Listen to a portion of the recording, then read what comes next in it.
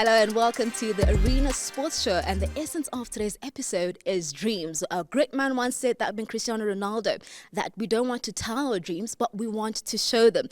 On pole position today on our menu is Sivenathi Nontshinga, who is South Africa's boxer, and I mean he's done absolutely well when you look into the fact that he's gone on to lose the world title and then went on to regain it in an immediate match. From there we move over to the Cup of Dreams, the Nedbank Cup, where we of course always take delight in that David and Goliath battle, and then we'll also move over to Banyana who have a dream to get that ticket to the Olympics that will be happening in Paris after failing to get the ticket in Tokyo.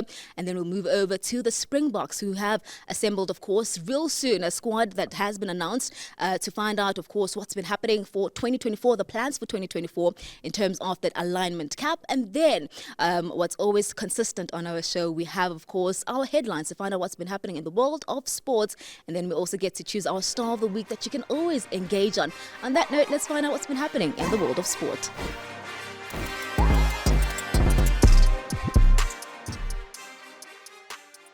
Reigning world champs, the Springboks will return to the field for the first time since the Rugby World Cup final, when they take on Wales in a ground-rumbling showdown test on Saturday the 22nd of June. The last time the Springboks crossed paths with Wales was in the Rugby World Cup warm-up match in Cardiff in August last year, when they dominated with a record-breaking 52-16 victory. The Qatar Cup kicks off with a long season ahead for the Boks, with coach Rassie back in charge. The troops will be eager to get things going. Steve Mphahlele and Morocco Swallows decided to part ways after their relationship turned south over the past couple of weeks. Challenges have plagued Amaswaiswai in recent months when they failed to play players as well as honouring fixtures. Times are tough for coaches worldwide, as Champions League winning coach Thomas Tuchel was also fired from his position at German Bundesliga giants Bayern Munich. This came after Bayern's 3 losses in a row, as pressure increased after Tuchel's 3-2 loss to Bochum, which left his side 8 points behind log leaders Bayer Leverkusen.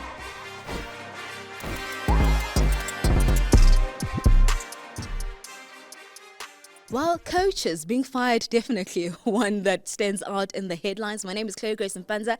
I'm never alone. Always alongside me is football commentator Sizwe, Mabena, sports journalist Mahlatse, Mphahlele. And Sizwe, we'll start with you. Coach Steve Mphahlele, we've been talking about it, and finally he's gone out to say that, listen, things have been havoc at Swallows. Basics, complaining that, I mean, you look at the fact that, I remember he was talking about a team manager saying that simple team meeting room, you don't have that. So a lot has been happening behind the scenes. Well, you know, it's funny, when the season started, I think for Swallows fans, they wouldn't have dreamed that midway through the season, this is where they'd be, where players have gone without being paid, players have left the club, some big-name players have left the club, and on top of that, Steve Mphahlele has gone as well. And in a few interviews he's done locally on local radio, he's really exposed a lot of what he believes is going on behind the scenes out at Swallows. It's so unfortunate for such a big club, but also it begs the question, with all of this going on, all of the changes we've seen at Swallows of late, will they survive at the end of the season? I think that's the big question, and that's what matters most to Swallows fans. And also with the coaching change, and the players that have come in of late, how will it affect the immediate results? How long will it take them to hit the ground and start to put some results together? It's a bit of a shocker, but it's a lot to lose in a very short space of time, in the players and Steve at the same time. Mr. Mphahlele, I mean, you look at the fact that Swallows, they have been in the media for years. This is not a new phenomenon for Morocco Swallows. I mean, back in the days where we've heard that players are not being paid, players then choosing to leave. But I think at this point, it just gets to, it's just too redundant. It's been happening for way too many times. What does then this mean for Swallows, and what's the way forward? Yeah, it's not good. I think what Swallows needs now really is an owner who can come in and really try and take this club forward. This is a club with a lot of history, a club that is synonymous with South African football, and to see them going through what they're going through now is quite sad. I feel for the players, because if you go months without getting paid, these guys are family men and family women.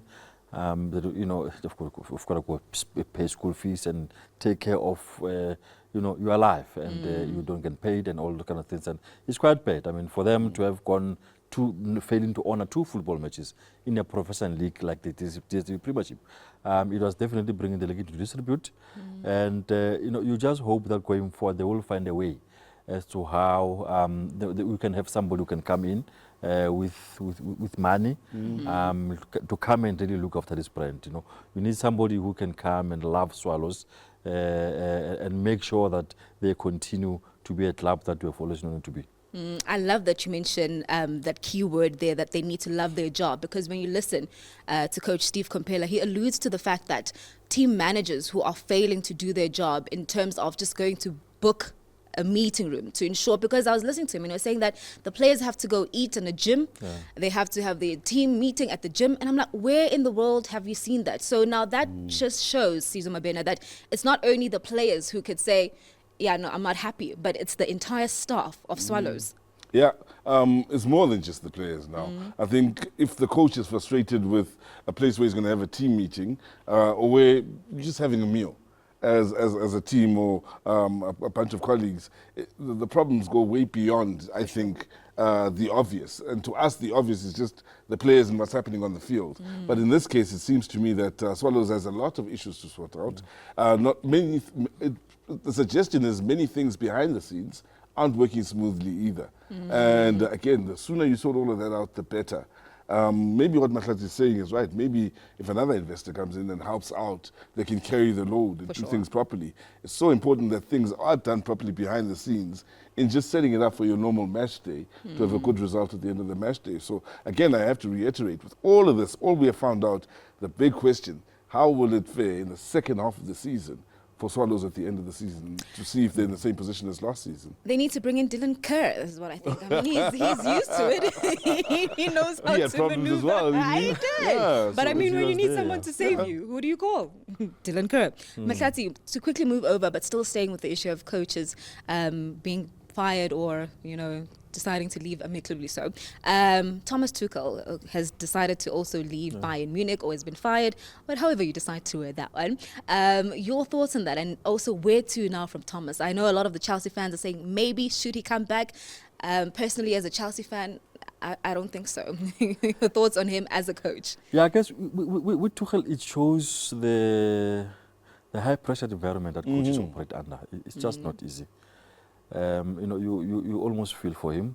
I understand that things haven't really been the way they should be. As to where he'll go, maybe Liverpool. Very soon they'll be without a coach. The guy is leaving. He's one of the big clubs.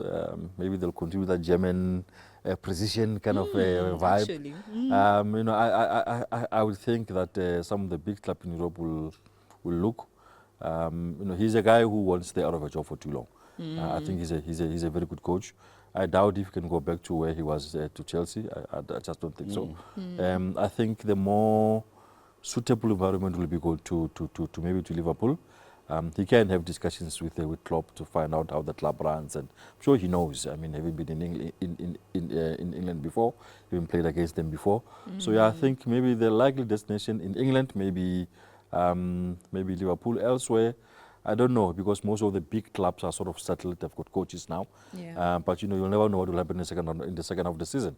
There may be one big club that is being fired. I'm hearing that at Barcelona, Xabi is leaving or something like that. It's another place where he can go. You know, so yeah, we'll just have to wait and see what happens in the coming few months. For sure. Mabena, with you, I want to touch on Bayern and their intentions, because a lot of the time you look at the league and a lot of people think that, no, it's a farmers league. It's already done. It's already a wrap. But then this shows the intent for Bayern to say that they do take the league quite serious. Intent is one word you used to describe it. Another is standard. They're setting a high standard for themselves, aren't they? For a club with so much success and so many years of success over the last, 20 of just running German football, the one time it just drops a bit to second place, they're already not happy with the coach. They've got a very low tolerance level, and they want to change things, and they want to start winning now. So they don't want to drop the standard. And I understand that, and I say big up to them for that, because I think they are looking at things not only in running German football, but also they want to compete with Real and the likes thereof when it comes to the Champions League as well. So if you're struggling in Germany, what are the chances you're going to give us the Champions League? Sure. So their ambitions are quite high, and I say big up to them for that. For Tuchel, I actually heard a report this morning suggesting, I think the reporter was suggesting, but he said Tuchel wouldn't mind already being linked to Manchester United. And I thought to myself, that's a bit of a you're surprise. bothered by that. Those ones, I didn't see that coming. because those ones are also critical but stable. Yeah. You know what I mean? Anything can happen there. You know, so I thought that was interesting. I thought, wow, that came out of left field because for a guy in Tuchel's position to want to take up a Manchester United in this current day and era is quite brave. You'd have to be a very brave man to want to take up that position when you've got the success For sure. Tuchel's had over the last 10 years or so. All right, on that note, let's move over to our star of the week. This time around, I'll start because this gentleman never want to ask me who my star of the week is. And I'm going straight to Highlands Park. Yes, I know you guys probably didn't expect that. But there's a young man there who is playing on the right. His name is Ronald Franz. And I thought, actually, the story behind him is that there was a competition about 3 years ago that he won 5-a-side. And then he got to win a sponsorship, of products. So a year worth of sponsorship. And I thought that was absolutely cool then to see now how he's progressed in his career from 5-a-side to winning a contract. And now you're playing for, of course, Highlands Park. So I think his projection for me is absolutely exciting. And I'm looking forward to seeing the growth that we'll have. So, Mahlatse, what about you? Who's your star of the week? My star of the week, youngster, Chandra Campbell. Good start to his professional career with SuperSport United. Only 18. He's played Confederations Cup football already. I think he's knocking at that Bafana door. I don't know what the Bafana coach is going to be doing going forward in terms of younger players. He has scored a few goals, he has scored assists. He's definitely, for me, the one for the future. I just hope that he doesn't go to Sundowns. Straight to Europe. You sound like Coach Gavin Hunt, where he was like, I've been advising him to say, listen, you can't take a flight to next door. It doesn't make sense. Let's take a 12-hour flight to Heathrow, to Charles de Gaulle, to Doha, and go and see what's happening out there. Something we've discussed over the last few weeks is players that need to be identified young as potential to do something great. For sure. And he's certainly one of those that you need to start incorporating into the national team. We knew it with Mabena as well, a super squad, played Confederations Cup, Champions League as an 18-year-old, but only gets to go to his first AFCON at 27. Let's not make the same mistake as South Africa now with this guy. Well, we can only hope. What about you? I'm hoping you're staying with the youngsters because do you see me and Mahlatse out here picking youngsters? Mine's a 29-year-old. 29-year-old, my goodness. That's interesting. But I'm staying with SuperSport United, though. Okay, that's fine. The Nedbank Cup, I thought it was an interesting penalty shootout with Cape Town City. Not the best from City's point of view, but still, they didn't miss their penalties. They were saved by Ricardo Goss, and I'll give Ricardo Goss my star of the week for that performance. Not the best of penalties, I have to say, but the fact is he saved them. They didn't miss. It's not like they were kicking them wide, so I'll give him the credit, and he's my star of the week. All right, we'll take that. You let us know who's your star of the week. Would love to hear from you. Hopefully you also pick a youngster who's not over 28 years old. I joke, I'm kidding. You can let us know who has impressed you. On that note, someone that has impressed South Africa in terms of the boxing fraternity is Sivenathi Nontshinga. Let's find out how his arrival was at the airport.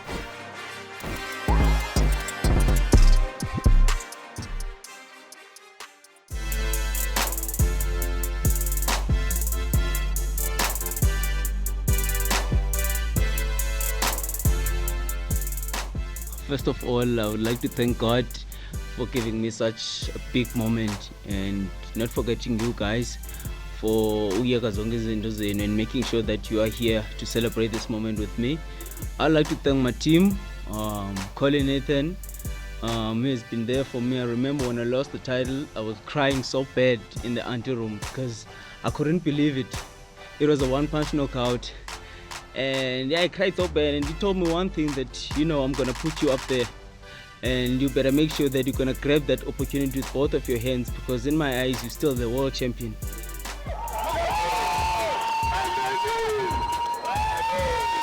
It's under pressure a little bit, but it worked so well, bro, because we got there and gave it one hell of a fight. Sizwe performed very well. And he came out with a different strategy because we know him as someone who's fighting from outside, using his jab a lot, But for this time around, he was having a different strategy to mix, with this boxer. And I believe that have made him, that is the opponent, to be confused. I surprised myself also that I can absorb such punches, you know, and throw big bombs back to get the victory. That's what happened, bro. And yeah, and that was part of the plan. The part of the plan was to engage. You know, Prometheus, you were there. You saw the sparring. It was to engage, you know, and let him do whatever that he wants to do.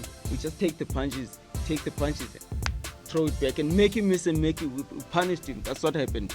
That's how I got the victory, you know. And you know, I have a strong right overarm, so we knew once it lands, it's gonna go out.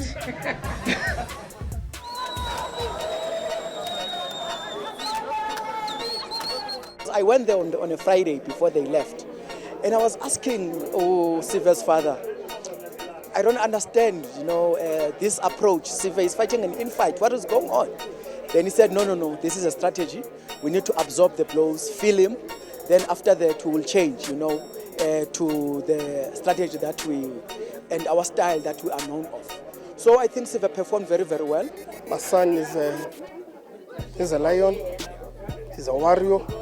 So we knew that we're going to win that one. If he sticks to the plan straight away. I was overconfident, you know. I was ready. I was fit mentally, physically, and spiritually.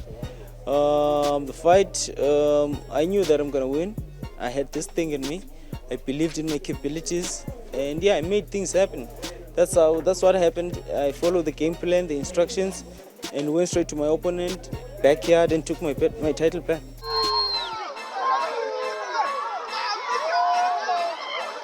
So this gives us some comfort, you know, to say that there is great talent in South Africa, because he did not achieve this alone. There were other boxers who were helping him on sparring, Abo Siko Ngotole, Kehas of this world, and others. So it means that if we can focus as a boxing fraternity, I think that now, within a short space of 4 weeks, we've got 2 world titles. You know, that is something that we must be proud of. Moving forward, I want to defend my title because I'm here for mandatory defense, which is the #1 Christian Araneta. But the aim is to unify and get all of those belts and bring them back here. That's what I want to do.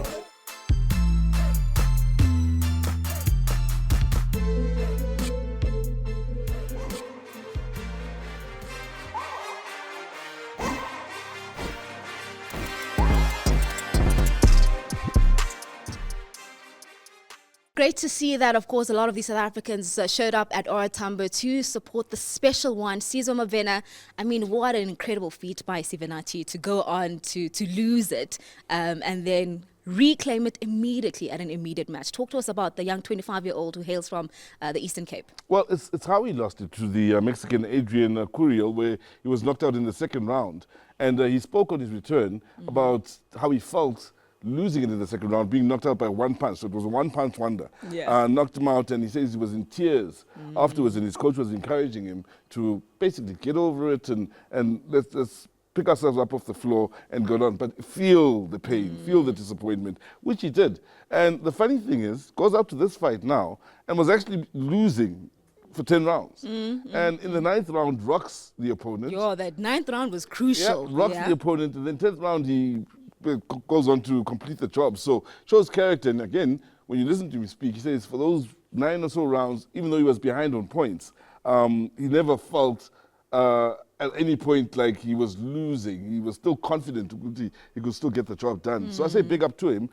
Great. We talk about bouncing back in football. Bounce back ability, I think, is the term we use a lot these days. Great bounce back. And he's now a 2-time champion. Great time for South African boxing, though. For sure. Or boxers. We've got a couple of champions of late, Chauke as well. But what I find interesting, Mahlatse, is the fact that here we are with 2 world champions of late, and the state of South African boxing in as far as Boxing SA and the problems there. Maybe you can expand on those problems and give us some clarity there. Yeah, and I think it's part of the reason why the sport it is where it is now. I mean, when we were growing up, we knew that there was Sunday afternoon on the TV, boxing is on. Yeah, 5 o'clock. Boxing was in a healthy state. We produced champions left, right, and center. It doesn't happen that much nowadays. But these 2 guys, Chauke and Nontshinga, have done very well to have been where they are now. But currently, as you say now, there's no board in place, and the minister has been fighting, has been pulling left, right, and center. Yeah. There was a board that was installed, and then the other camp took them to court, say remove them. So it's almost a circus that is playing itself out behind the scenes. But hopefully now it looks like there may be the light at the end of the tunnel where soon enough the minister may find his way, install a board to ensure that they can be able to run the sport to take it to where it's supposed to be. We've been talking about this issue of boxing for a very long time now, too long. and I think it needs to get to a point where the sport, the running of the sport, is settled. The leadership. They come out there, give us the plans of how they are going to move the sports, the sport forward. I'm happy that we are almost at the end where the minister very soon can announce the board, and then these guys can run with the sport going forward. I want to stay with you there, Mahlatse, because I was listening to our sports minister in Sizwe, and he was alluding to the fact that he wants to bring back the glory days in boxing, that he's fighting and he's committed to make sure that we are stable in terms of boxing SA. But now when you look into the continent, because we do have notable boxers as well. I know there's a gentleman from Cameroon, I'm just forgetting his name, and Ghana as well. But now what does that then mean for the continent? Because it seems like we are at the right spot, but what do we do in terms of holistically in terms of the continent to make sure that the sport is growing and still getting sponsors in? Yeah, you're right. I think it can't only be a pocket of here in South Africa where we are working very hard to try and get it right.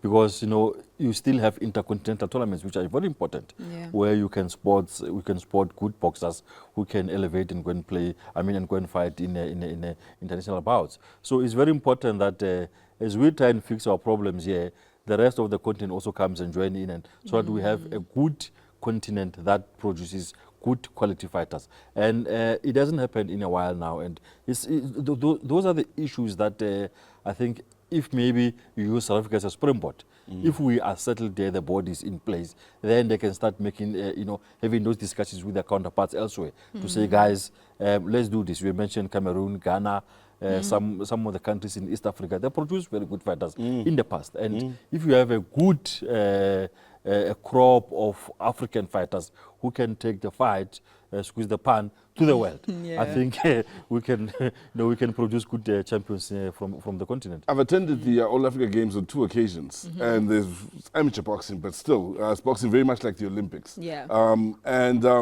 What was impressive for me, especially with the West African fighters, their physique and size. I'm thinking to myself, at heavyweight and just below that, these guys could really compete. But the one thing you could see that was different from them to the South Africans is that their boxing upbringing wasn't quite what it should be. Maybe their technique is not quite what it should be compared to the South African boxers, who you could tell they've come around. They've been boxing since they were young, and they've been trained well from a young age. So once, like Mahlatse does say, they catch up physically, they're there. It's just making sure you're working at the right standard from the right age to a point where when you are reaching All Africa Games level or professional level after that, you can compete.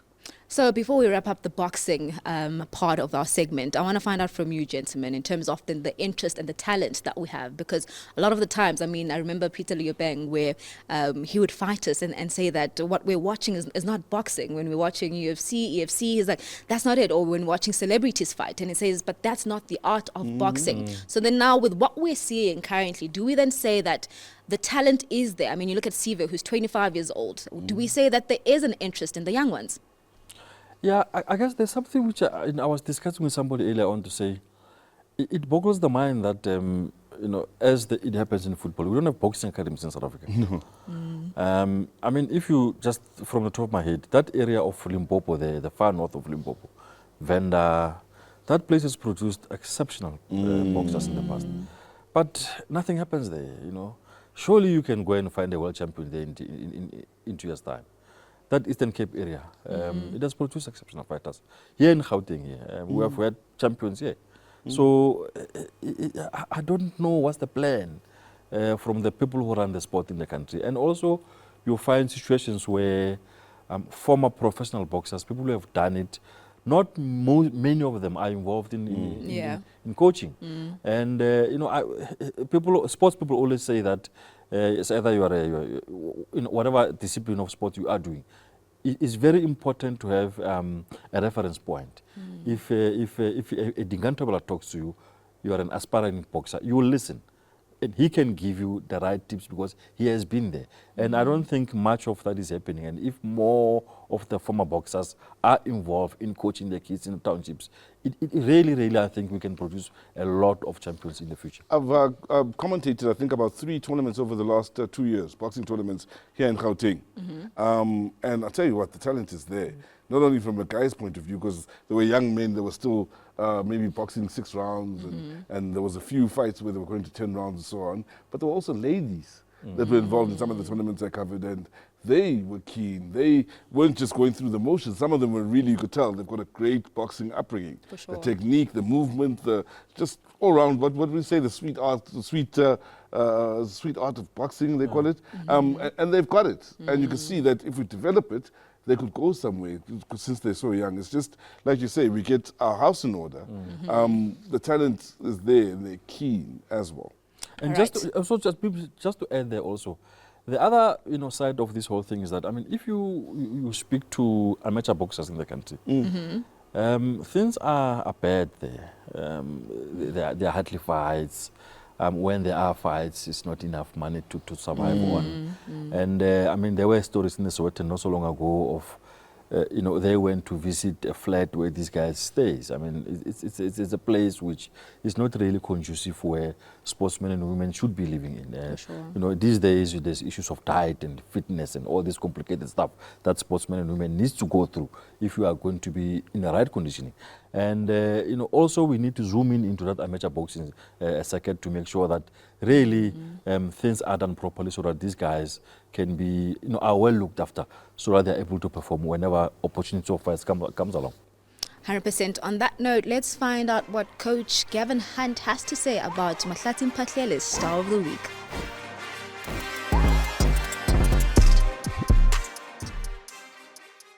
Any player needs to be versatile, and play with a squad like we've got. That was the secret of the club always. We had 3-4 players, very versatile, can play. And and we moved him second half certainly in a different position, but he's got to get better playing between the lines, if you want to call it. And we just don't want to pigeonhole him in one area. Played him out of position on the right tonight, came inside, played a different position.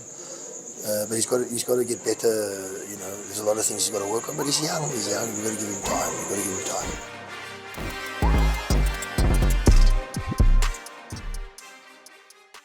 Well, it's great to hear from Coach Gavin Hunt. On that note, Mahlatse Mphahlele, let's get straight into the Nedbank Cup. SuperSport United, they hosted Cape Town City, and they've managed to advance to the next round of the Nedbank Cup, that being SuperSport United, with, of course, the addition of welcoming back Sianda Klulu. Talk to us about that encounter quickly. Yeah, it was not a good game to watch. Not impressive from both sides.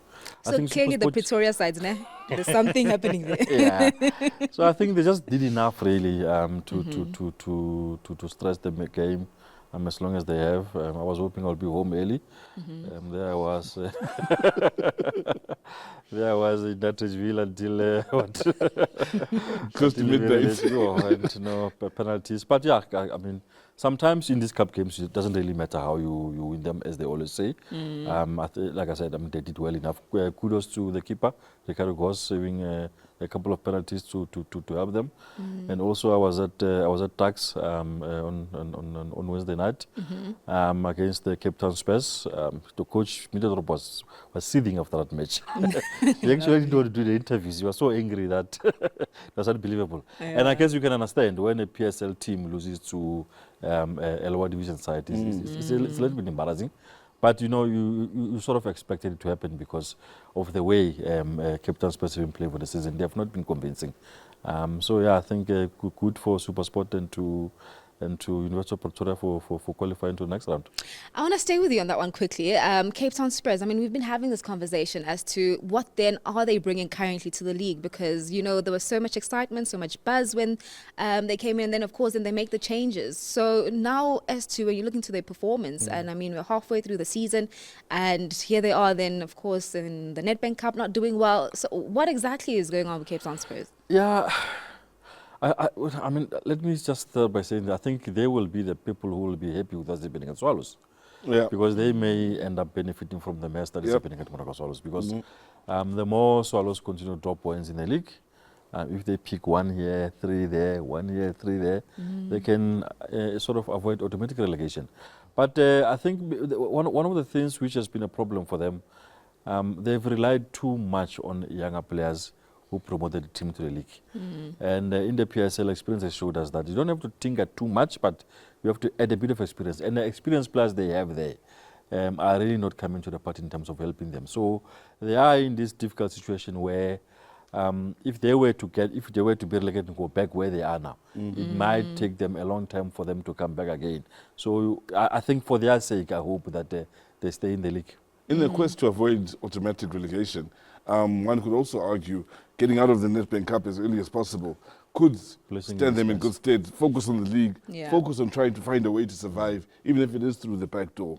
So one could argue for them, even though Menendorp is not happy and he shouldn't be with the loss, but for them, all their focus needs to be on trying to find a way to stay in the top flight of South African football, if they can find a way. Mahlatse mentioned experience. Mamelodi Sundowns welcome back the experience of Dennis Onyango and in terms of the goals. And then, of course, we look into some of the new players that they bought. I mean, you look at Uzuko Mdunyelwa as well as Lucas Esquivel, who got a chance to start. What did you make of that Sundowns side? Look, it was against La Masia, but I won't disrespect La Masia. I'll say, wow, what a performance from Sundowns.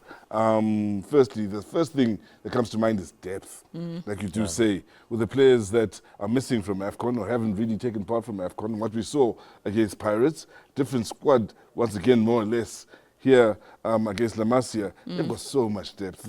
And even with the many changes we've seen from the regular squad, to be able to put 6 past La Masia is what you want to see them do. Put sides to the sword and really punish them, and they did. Again, showing quality. Serino with the hat-trick, quality there.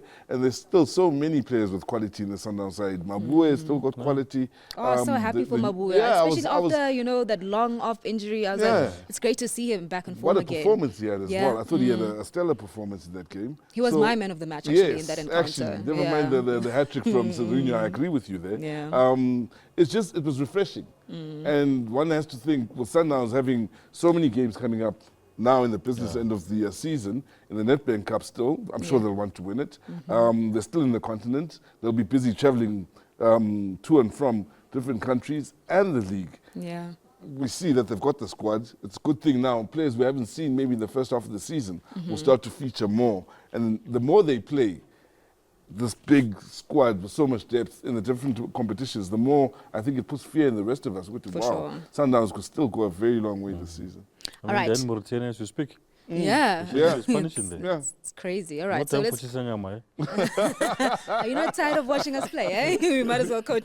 That's one said that. And then quickly, Mabena, looking into another encounter that we witnessed yesterday. It was Highlands Park against Sekhukhune United. I was actually tempted to also pick Linda Mtambo as my star of the week because I mean he's been injured for a very long time, and his progress, seeing him play again. I mean, first encounter in the league match, we saw him score, and now the contribution as the captain. So I was really impressed by his performance. What did you make of that encounter? I actually kind of enjoyed.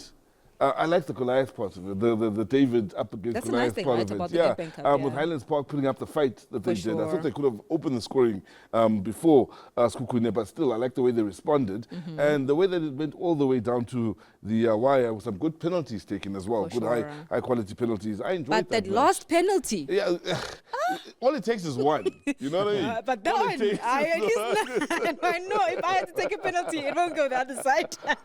But hard-earned win for Sekhukhune, but I like the fact that Highlands made them earn their position in the next round. They didn't just lie down and hand over the position. I want the scoop from you, Mahlatse Mphahlele, because as I was watching the game, and I'm like, especially during the penalty, I'm trying to figure out who is actually the coach here. Yes, on paper, I understand it's Lihlohonolo Siema, but I see Coach McDonald also has a very big say because he knows Sekhukhune very well. The interesting thing about Coach McDonald is that he has been with this team for a long time. He actually promoted them from the NFD to the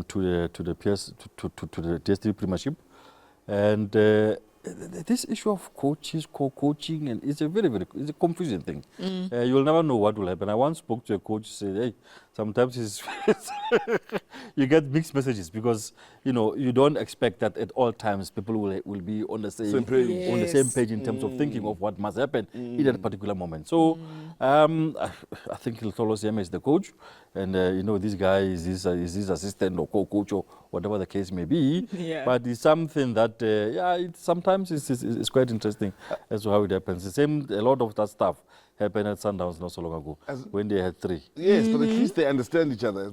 I'm saying, as long as I understand what my assistant is saying to the players, it's always interesting for me when it's a foreign coach and a local assistant. That when the local assistant is saying something, let's say in Zulu or Sotho, is he now giving the exact same instructions the foreign coach is giving? Or is he undermining now by speaking? I always wonder about that. I have a funny story at Supersport back in the day. I don't want to mention the coaches' names. Yeah. When the coach was standing, he said, yeah. This assistant will sit there, will stay in the back and say, no. That's why I bring it up. I've heard similar stories in other clubs as well. Where it's like, So they are not on the same level. No. I know. Don't listen to that guy. All right, on that note, let's head over to the PSL office. We do know that the Nedbank Cup continues this weekend, and a lot of fire has been coming out of the press conference.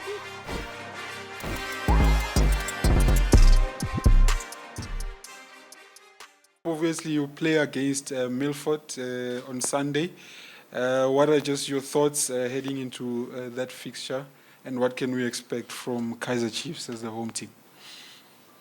Yeah, you normally talk about your opposition, but Milford to us is a secret, and we've tried to do our homework on Milford, and yes, we came up with a few things. They're a new team in the NFD. I think they were brought over from Utongati early in the season, and they're new to the whole terrain. I think it's nothing there, but we did look, and there was one little player, not a little player, a big player. It's called Zama. He makes them tick a little bit, and we also looked at the other parts of the team, that the other 10 players, and there are some of them that is good. It will be Crystal Lake FC coming up against the defending champions, the Nedbank Cup, Orlando Pirates. We joined here by the Awais team coach, Coach Jose Rivero. It's going to be an important day for Crystal Lake to have the opportunity to face Pirates. For us, we have an experience last season facing, in this case, teams from the second division, like Benda, All-Stars, Dondol Stars, also third year. And we know how difficult it was. On the day, it's a football match, and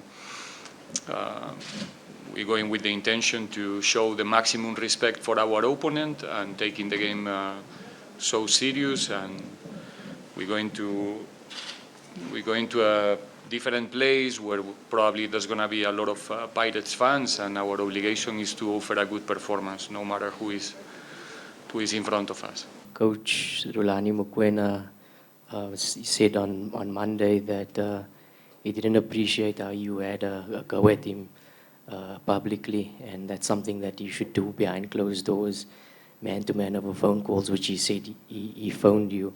Do you agree that was blown out of proportion, or do you regret what you said? I didn't want actually to say it so much about it, but when he came up again and told them, the public, so it means he called someone because he don't want to go public, but when he talks to a guy, it should stay then what you talk.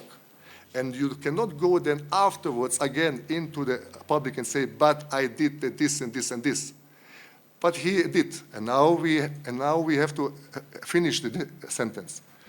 So Rulani didn't call me after this happened. It was on the 30th of November.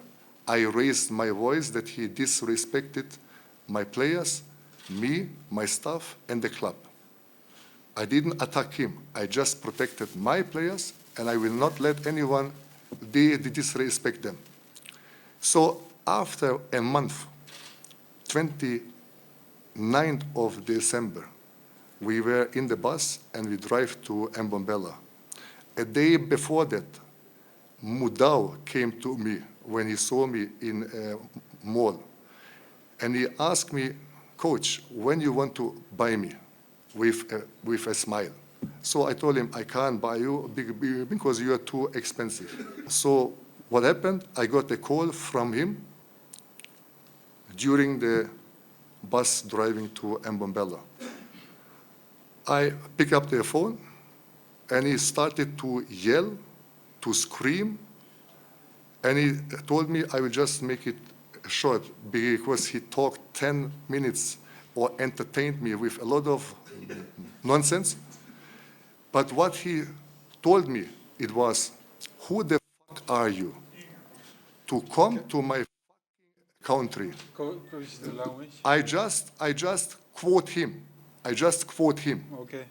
He said, again, who the are you to come into my country and talk to me like this?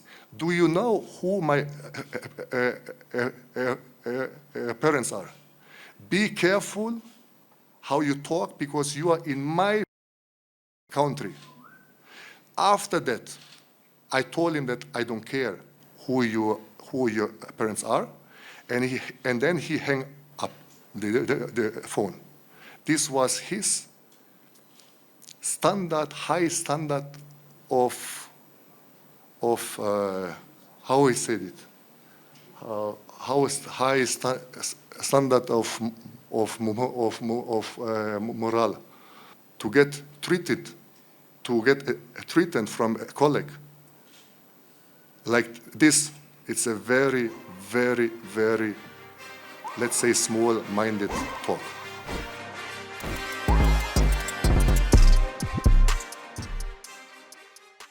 Well, it's interesting to see that Coach Siad Ramovich is not holding back, giving us all the tea, and the tea that has been entertaining the gents in studio. I kid you not, when they say men kind of like, a little bit of drama, I can attest to it. These two right here in studio have been saying, oh my goodness, we did not see this coming, but we are entertained. Your thoughts on that? For once, I was wishing I had taken the day off, called off sick from recording the show today, so that I could be at that press conference and just be there live for the drama. I know, right? But And tweet drama? about it, right? Because you're Yeah, new yeah. to social I'm media. coming back to social media. I love it for you. Yeah. See, he's learning, Mahlatse Mphahlele. Sizwe is learning from you about tweeting I and must start charging him now. you must start. No, 100%. I fully agree. But what I find really interesting, and this is a month ago, 2 months ago, the big talking point was AFCON. Everybody leaving for AFCON.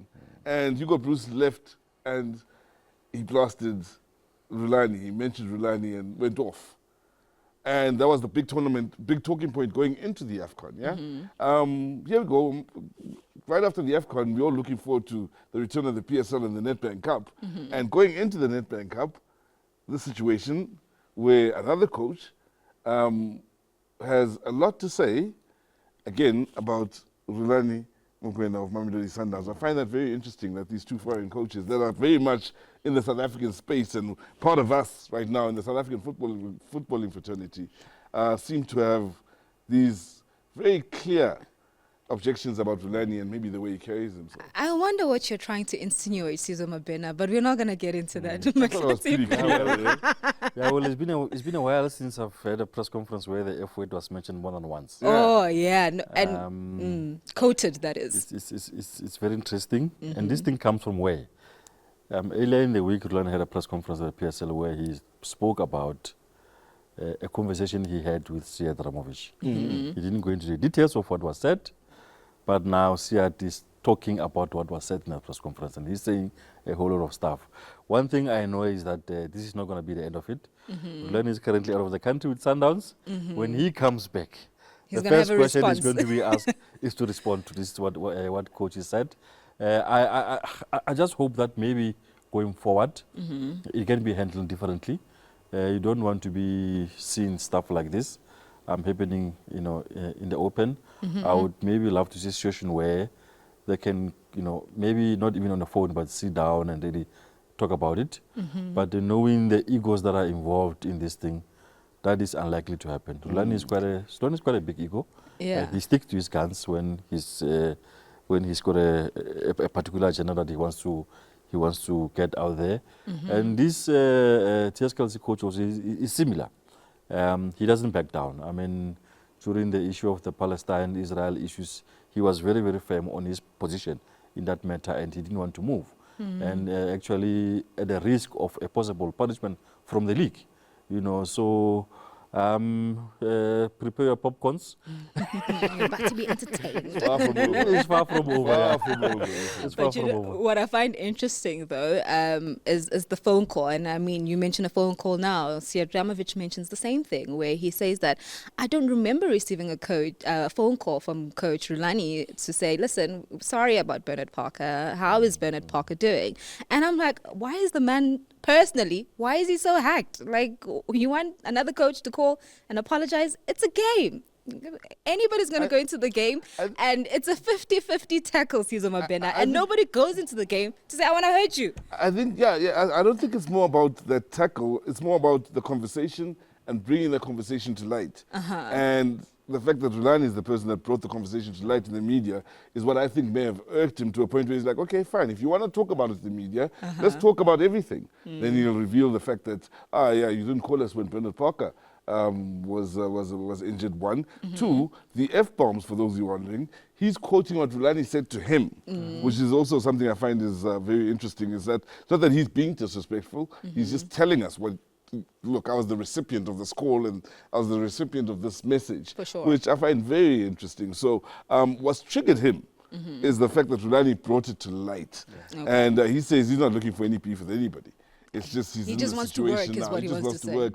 And also, he throws one of the A lot Sundowns of players. also Sizwe Mabena. He throws Mudau under the bus a bit by mentioning Mudau and saying Mudau. Maybe he could have joked, whether you're signing me coach because they know each other. And I thought that was like, wow, okay, dramatic. And, your dad, amazing. Yeah. Oh, wow. Yes, but I that's knew there was going to be a problem on Monday at the press conference. Yeah. Because I was there when he said he also spoke to Coach Hugo Bruce, and Hugo Bruce apologized. He didn't say nothing about Coach Siadramovic, whether he has apologized or he hasn't apologized. So I knew there that there was going to be a problem. Because it could have been a final issue if he said no, maybe Siad also apologized, or whatever the case may be. So I knew by him not coming up with some sort of a conclusion of his discussion with the TSKLC coach that we've got something big coming here. Quickly, Mahlatse, I want to find out your thoughts. I mean, something that Coach Siadramovic mentioned, saying that one thing about Mamelodi Sundowns, coaching that when they play the B team, they couldn't defeat TS Galaxy. And that's something that comes up a lot in terms of Mamelodi Sundowns. I mean, we talk about their depth, but then now when the B or the C team doesn't do well, suddenly Mamelodi Sundowns are on blast. Talk to us about then the players that come and have to now get the results. Yeah, I guess for Sundowns, really, they don't have an excuse. Whether it's a team, B team, C team, or whatever. I mean, this team is a team that has got enough depth. If you don't have Obrabutiba, you don't have Tebza, you don't have Ronwen, you don't have all these other players. They should still be able to put up a decent team that can compete against anyone. They don't have to worry about all these kinds of things. I mean, and a good example at Tax yesterday, this guy rested close to 7 first-team players because he's saying the league is where my focus is. And they are top of the log tax, 10 matches to go in the season. It's serious business there in the league. Yeah. So they didn't mind losing the Nedbank Cup, though they will love the money that comes from the Nedbank Cup. But the key thing here is the league. So for Sundowns, I think we should stop calling a B team, C team. Whatever they put up there, it should be strong enough to be able to compete. That's funny. I was with the original Legs of Thunder this morning. Oh. The original Legs of Thunder. What do you mean? It's The senior. original. What do you mean? The It's original. Legs of Thunder senior, and I'm junior. And this is junior, of Respect course. me, please. Yes. And he joked that since Sundowns has been back, the local league has been back, we've seen the B team against Pirates, we've seen the C team against La Masia for Sundowns.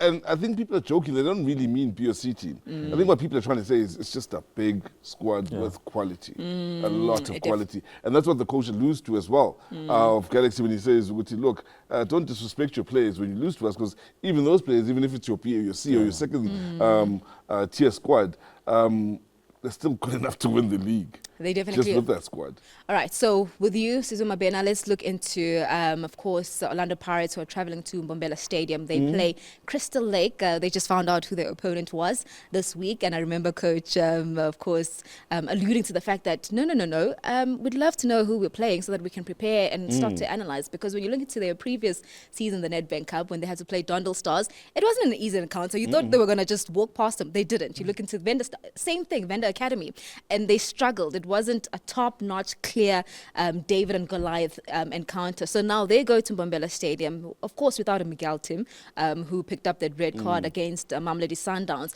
But when you look into that middle park, for me, it's always quite interesting for Orlando Pirates because it changes so much. But the inclusion of Tabang Monaro, who's now back from, of course, Bafana, and I'm hoping he's well rested. How do you see that middle park looking? I still see Monaro adding value there without Tim. And let's be honest, outside of Sundowns, the one team, when you look at the team on paper, just on paper, and you think to yourself, wow, what a squad. That's Orlando Pirates. When it comes to South African football for years now. They should be closer to Sundowns in the way of competing for the league and so on. But yeah, let's also keep in mind, they've only once been knocked out of the last 32 against Maluti back in 2013. Outside of that, Pirates usually are able to deal with the lower tier teams, even though it's not easy. And we say it's not easy because there is the unknown factor. For sure. And because of that unknown factor, it's hard to prepare. But for me, my money would be on Orlando Pirates being able to get the business done here. This is what they do. Okay, all right. You'll save your predictions for a bit later. Mahlatse Mphahlele, when you look into Orlando Pirates, I mean, you look at Otegofatso Mabasa, right, who has scored, I think, 5 goals for Swallows before they recalled him at Orlando Pirates, and then Evidence Makgopa, who we've noticed that, of course, he can't play the full 90 minutes after he played the league game against Mamelodi Sundowns. They had to sub him out, and then you still have Zakile Libasa. How do you see in Orlando Pirates going forward? Because that's the thing about OP, is that, yes, they can play the football, yes, they'll defend, but then you need the goals to win. Yeah, for Pirates, I'm interested to see how possible is it going to have Lepasa and Mabasa in the same team. And also what does this does to Lepasa. You still have an attacking player in Mufokeng who normally joins in from the midfield. So on paper, it looks like a potent attacking line. Yeah. You have Maswanganye coming on the sides. You know, they have a very, very good attacking sort of setup. But the key thing is going to be how the coach uses them. If they stay fit, you know, they can be very, very dangerous. You just hope that they can, as we're saying. Obviously, it's a little bit too late now to sort of mount a challenge to challenge Sundowns. I think it's a little bit too late. But if they can start working on something that they can start next season with, maybe they can be able to chase after Sundowns. Also, I think the COSAFA Cup did a great job for Mabasa and getting his confidence up ahead of this new season. And what we saw at Swallows, which eventually was the reason for his call back out to the Orlando Pirates. So it just goes to show the importance sometimes of these tournaments such as the COSAFA Cup and doing well there and getting a player's confidence back up. So he's riding that wave since then. Kaizer Chiefs, they're hosting Milford FC come this weekend, and after an encounter where they played Royal AM, and you watch that Kaizer Chiefs side and you just asked yourself as to exactly what is the identity of Kaizer Chiefs, because I was so perplexed watching that game. I was watching that because I'm always interested in the middle park, and I'm just like, what is Mart doing? What is Castillo doing? Ngobo was also there, and I just couldn't see the link up. I mean, you try and then ask yourself, who's the thinker in that trio? Who's then the holding midfielder? So there was a lot of questions that were asked from Kaizer Chiefs. Yes, they got a draw. So now you go into this one. You've got also, of course, Usfiso Hlanti, who's not going to be a part of this game because he's picked up 4 yellow cards. So now, what Kaizer Chiefs are we seeing this weekend? Regardless of what Kaizer Chiefs we're seeing this weekend, Chiefs need to do well. They're under a bit of pressure. In the last 3 years, twice they haven't gotten past the last 32. So they need to do well. The way they ended last year, I thought, look, there's something to build on going forward into this current year. They drew against Royal AM, but honestly, that's a game they should have won, some of the chances they've missed. Yeah. So as long as you're getting into those positions, it's about just being clinical now in front of goal. And in this case, it'll be firstly a perfect chance to put the recent Nedbank Cup history behind them of the disappointments in that regard. And secondly, maybe get the strikers' confidence up in creating chances and burying them. Maybe score a few goals here, a few good goals, and get the strikers' confidence up before returning to the DStv Premiership. Perfect game to get that confidence up. Mahlatse, talk to us about that Kaizer Chiefs, because a lot has been said about, yes, the pressure is there, but then now you look into the identity as well, because I think that has been the biggest question from Kaizer Chiefs fans as to what kind of football are we playing? What do we identify with? I mean, I think also late last year, you started seeing that the stadium wasn't as full as it used to be, especially at the FNB Stadium, where less of the fans were now attending the stadium. Well, I mean, in terms of identity, I don't even think that they know what identity they want. There's been too many coaching changes. Too many coaching changes. Yeah. Too many not good enough players for the club. I mean, okay, from the top of my head, I think for the last while, the Chiefs player that Chiefs have signed is probably Kikendoli. The rest of the players they've signed, I don't think they just deserve to play for Kaizer Chiefs.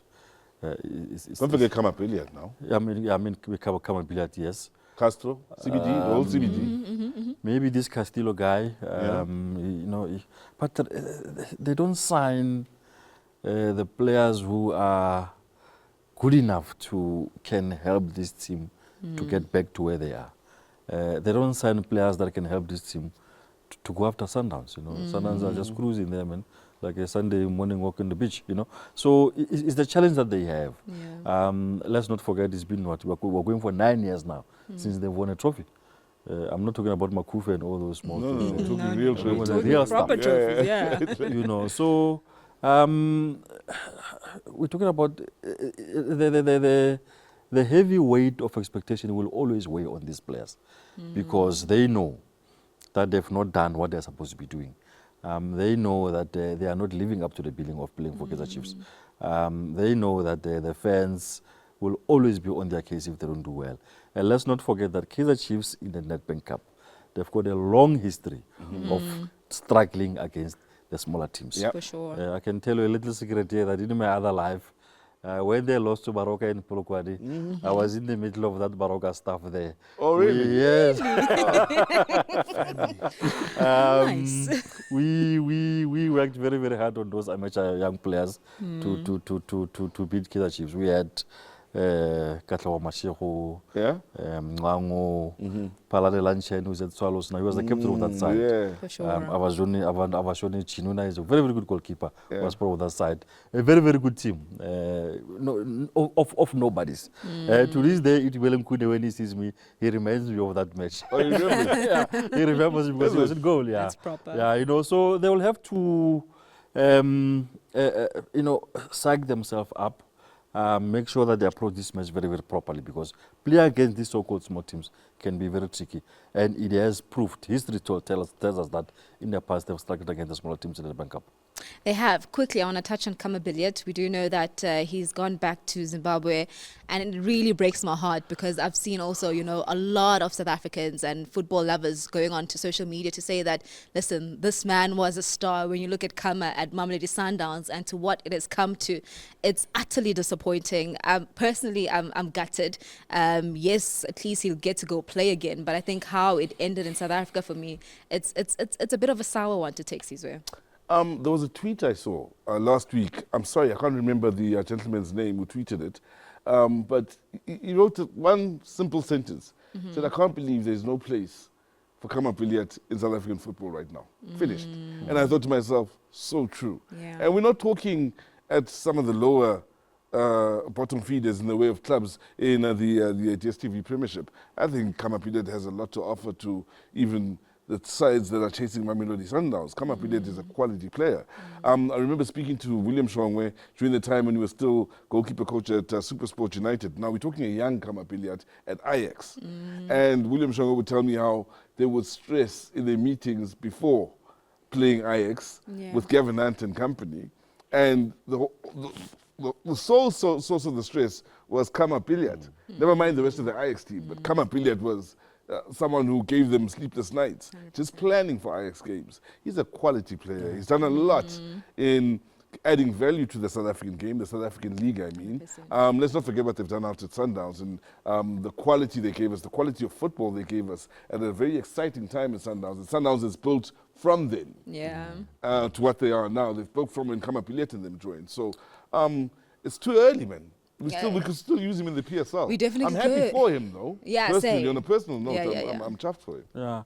Well, for me, on the Kamapilete issue, I think, though it's sad to see the way the downward trajectory that is decline, but I always say that also he must take responsibility for the situation that he finds himself in now.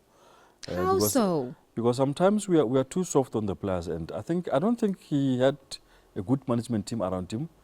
I don't think he took it seriously enough. I mean, when was the last time he played football? If he was serious enough, he could have made sure that they find a club. It wasn't difficult. There was a time when they were saying Chiefs can't find him.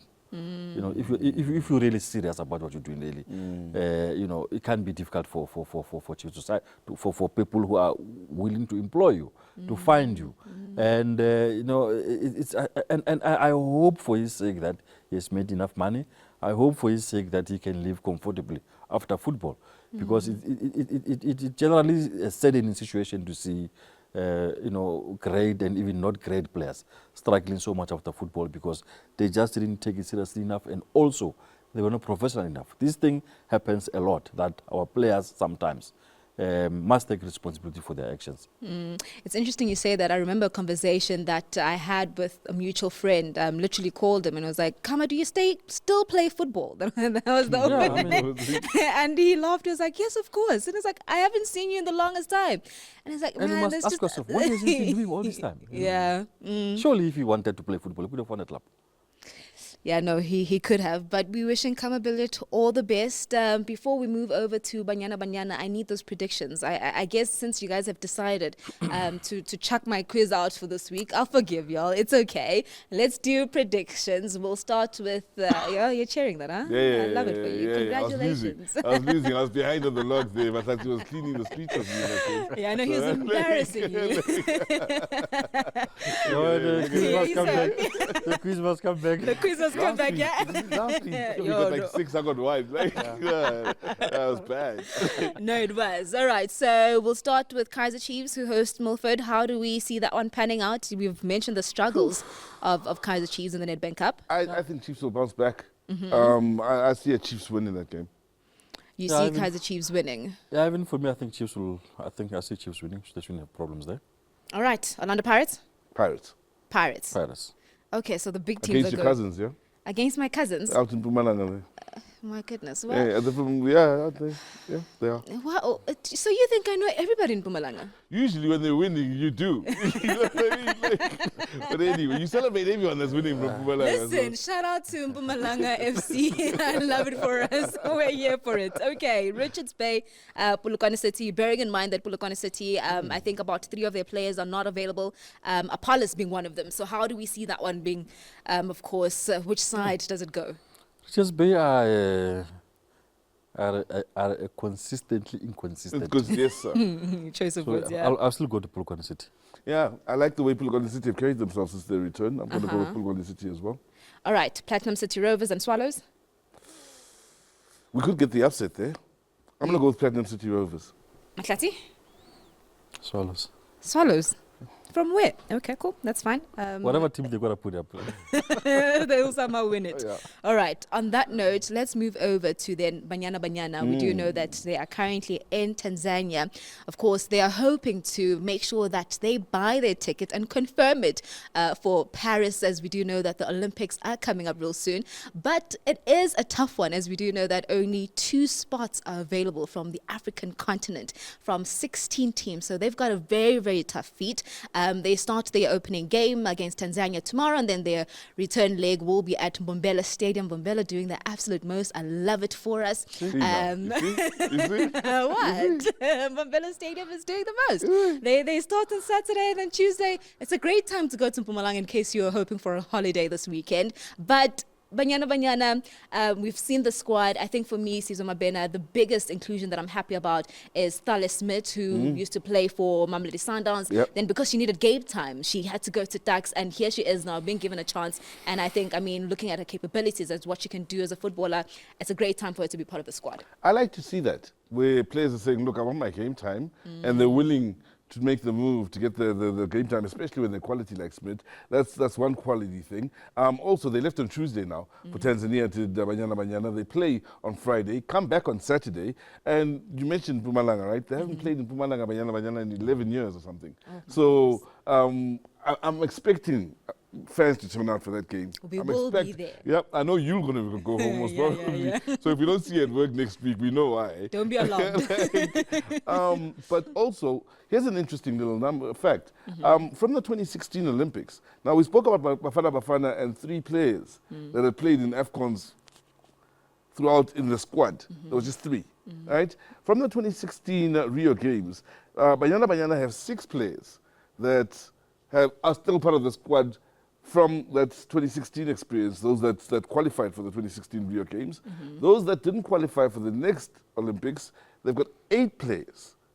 Sure. For those that didn't qualify for the next Olympics, it's 4 years later now that they're planning down the line for. You can see the continuity there, can't you? Also, Sizwe Ellis in 2016 was assistant coach. She's now the head coach. So there's that continuity we want to see in Bafana. It's definitely there with Banyana. And I'm hoping for a good result in Tanzania come Friday. And I'm hoping that they kick on to seal it in what should be a party in Mabena and Nelspruit come Tuesday.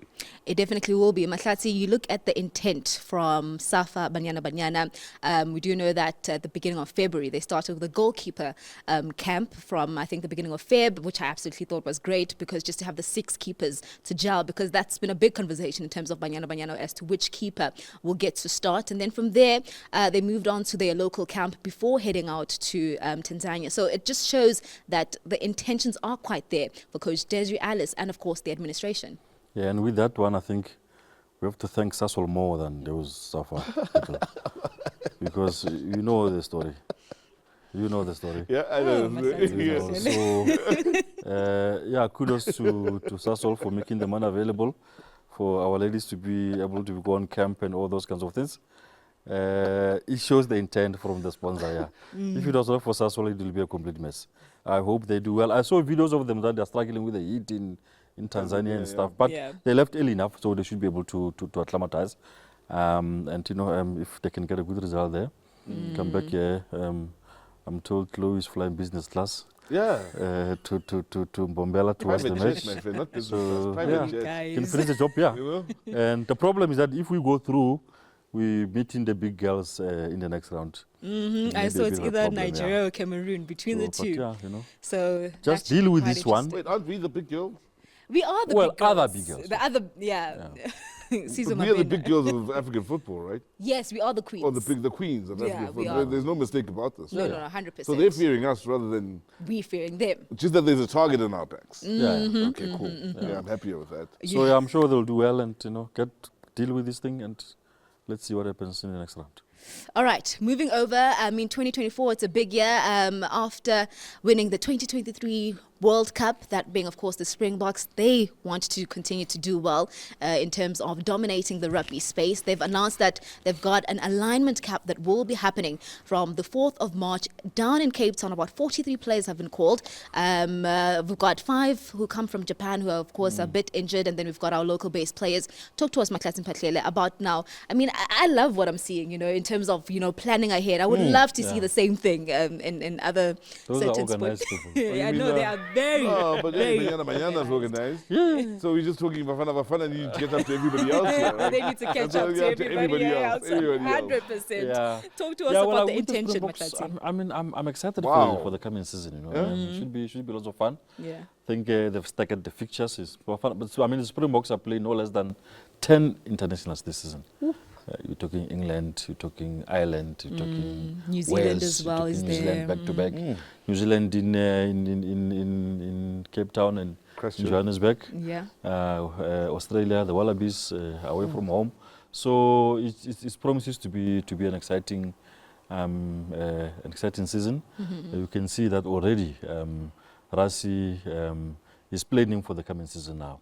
And the interesting thing about these alignment camps is that they go in there and they don't even touch a rugby ball. It's boardroom stuff. They talk about the team culture. They talk about expectations. Talk about how to behave yourself with the Springbok. Hence, you see most of these guys, really, looking after themselves and doing the right thing. Everybody is aligned because it's an alignment camp. When the season starts, they are on the field. They start playing the rugby. You can see that something is right there, and I'm quite happy. He has picked a team of about 43 players, a good balance of youth, a good balance of experience. You look there among the backs, Elizabeth is there, Malhebe is there, Bongi Banambi is there, Ox is there. On the backs, Lucanio Arm, you have Viril Rui still in the team. You've got Karan Moody, Damien Willemse.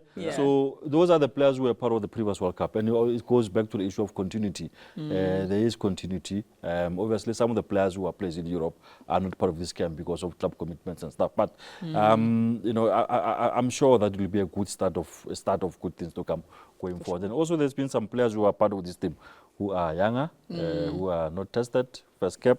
Uncapped, yeah? Uncapped. The I most think there's interesting about one. 16 uncapped players. Yes, the most interesting one is this Sanelo Nohamba. 16 young players. Obviously, you would expect that most of them won't play too much part going forward. Yeah, but it's about giving prospects that experience. It's players who will take us forward to the future. There's this kid, Sasha Mkomezulu. He was part of the Under-20 World Cup not so long ago. A very, very good player. Nohamba is there. And the interesting thing about Osala Nohamba is that he plays number 10 and number 9. And he plays them so well, despite the fact that these are two specialist positions. Yes. I don't know how he does it. And what is interesting also for the Lions this season in the URC, they've played him more as a number 10.